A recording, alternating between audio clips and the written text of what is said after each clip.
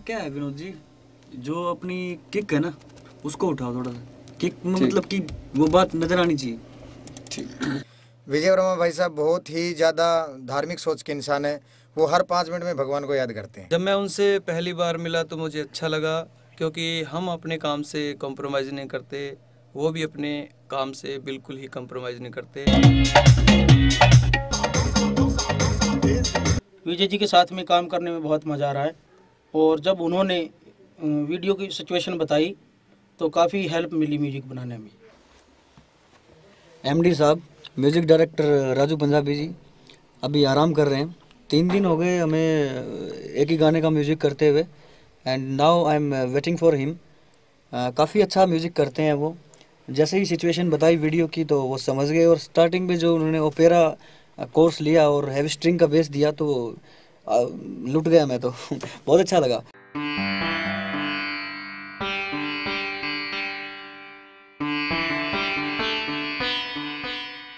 विजय वर्मा भाई साहब के साथ ये मेरी दूसरी एल्बम है, और पहली बार मैंने उनके लिए लिखा था 70% आस्की में, और जब उन्होंने उसका वीडियो करके मुझे दिखाया, पहली बार महसूस हुआ कि ऑडियो और वीडियो का बेहतर कॉम्बिनेशन हुआ है। राम मेला जी ने बहुत ही बढ़िया गाना लिखा, तो वो गाना जब मुझे जैसे ही सुनाया, केले जुलर जब पतली कमर लांबी पोरी, तो मुच्छा के लाल मरोड़ी की जब बात आई तो मुझे लगा कि भाई ये गाना क्लिक हो सकता है। अपने हरियाणा में एटीट्यूड बहुत ज्यादा है और मुच्छों का तो खास तौर पे ही मानते हैं हम। हमारी यूनिट में सबसे अहम बात यह है कि हम में से कोई भी काम के साथ समझौता नहीं करता। म्यूजिक की बात आई तो हम गए रावत सर, अपने राजू भाई के पास, विनोद भाई के पास।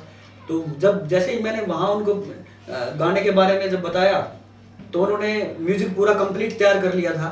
उसके बाद भी मुझे लगा कि कहीं कमी है, तो राजू भाई ने एकदम से पूरा गाना डिलीट कर दिया। मैंने कहा सर ये क्या कर दिया आपने, तो 3-4 दिन की मेहनत खराब कर दी। कहने लगे विजय भाई ये मैंने मेहनत खराब नहीं की है, हो सकता है कि कोई अच्छी चीज़ तैयार होनी हो, इसलिए उसने दोबारा से सारा म्यूजिक किया। तो थैंक्स राजू भाई, और विनोद भाई ने बहुत अच्छी मिक्सिंग की। विजय वर्मा जी भाई साहब जब भी सॉन्ग्स की डबिंग करते हैं तो कम से कम 15 से 20 बार रीटेक लेते हैं। मैंने जब खड़े होके उस गाने को गाया वहाँ पे, तो उस टाइम भी विनोद भाई ने मेरा बहुत ज़्यादा साथ दिया। उन्होंने खुद गा के मुझे बताया कि ऐसे नहीं, ऐसे गाइए। पर उनकी ये सोच रहती है कि भी रीटेक करने के बाद भी रिजल्ट अच्छा आना चाहिए, और मैंने बड़े दिल से वो गाना गाया, और जब मार्केट में सुपर डुपर हिट हुआ तो मुझे बड़ी खुशी भी हुई। और लास्ट के अंदर जब रिजल्ट अच्छा मिलता है तो वो फील नहीं होता कि बार बार रीटेक क्यों हुआ।